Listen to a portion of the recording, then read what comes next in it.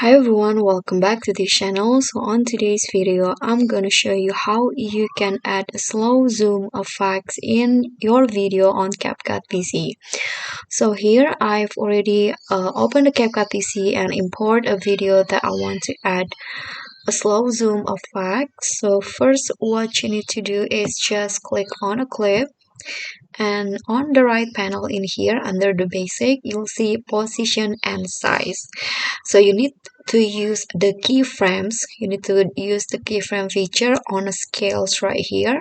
First you're just going to add a keyframe at the beginning of your video in here, then just go to the end of the clip, and here you can either add another keyframe then slide the scale, or you can just slide the scales right here. Then the keyframes will be automatically added like this. So when you play your clips,